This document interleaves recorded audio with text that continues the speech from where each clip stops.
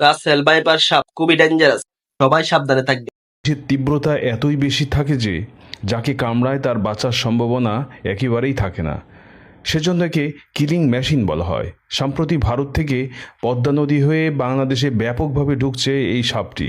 সেজন্য পদ্মার তীরবর্তী অঞ্চল যেমন রাজশাহী, কুষ্টিয়া, রাজবাড়ী, মানিকগঞ্জ এবং চাঁদপুর সহ প্রত্যন্ত অঞ্চলে ছড়িয়ে পড়েছে এই সাপটি। এরা নিশাচর। এরা সাধারণত ঝোপঝাড়, তৃণভূমি, কৃষিজমিতে বসবাস করে। রাসেল ভাইপার খাদ্য হিসেবে ইঁদুর, ছোট পাখি ও ব্যাঙ খেয়ে থাকে। এরা খুবই আক্রমণাত্মক হয়। এক সমীক্ষায় দেখা যায় পৃথিবীতে যত মানুষ সাপের কামড়ে মারা যায় তার একটি উল্লেখযোগ্য সংখ্যক মানুষ এই রাসেল ভাইপারের আক্রমণে মারা যায়। এদের বিষের দাঁত খুবই বড়। এরা জোরে জোরে হিস হিস শব্দ করে। চন্দ্রবোড়ার বিষে হেমোটক্সিন ও সাইকোটক্সিনের জটিল মিশ্রণ রয়েছে, যার ফলে এই সাপে কামড় দিলে আক্রান্ত স্থানে প্রথমে ব্যথা শুরু হয়, পরে আস্তে আস্তে ফুলে যায় এবং ধীরে ধীরে পচন শুরু হয়। এই সাপের দংশনে রক্তপাত খুব সাধারণ একটা ব্যাপার। সাপে কামড়ানো 30 মিনিটের মধ্যে ব্লাড প্রেশার ও হার্টের স্পন্দন কমে যায়। পরে আক্রান্ত ব্যক্তির প্রস্রাব ও দাঁতের মাড়ি দিয়ে রক্ত পড়ে এবং কামড়ের স্থানে ফোসকা দেখা যায়। এই সাপে কাটলে আমাদের কি করা উচিত?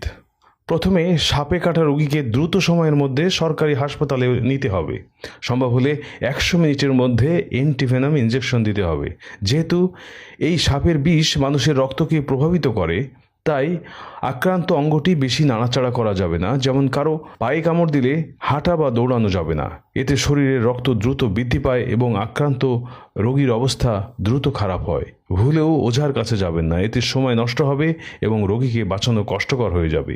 এক্ষেত্রে হাসপাতালের অ্যান্টিভেনাম ইনজেকশন দিতে হবে। আবার শুধুমাত্র অ্যান্টিভেনাম ইনজেকশন দিলেই রোগী পুরোপুরি ভালো হয়ে যাবে, ব্যাপারটি তা নয়। রোগীকে আরও অনেক দিন ডাক্তারের কাছ থেকে চিকিৎসা নিতে হবে। ক্ষেত্র বিশেষে সেটা 2 বছর হতে পারে।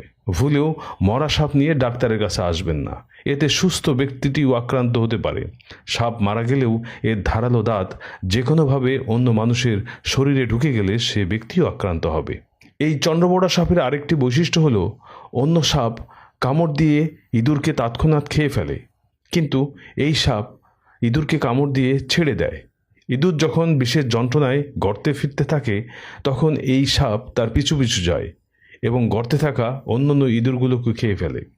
দর্শক মণ্ডলী, এই ভিডিওটি বেশি বেশি শেয়ার করুন এবং সবার মাঝে ছড়িয়ে দিন। এতে করে মানুষের সচেতনতা বাড়বে। ধন্যবাদ সবাইকে।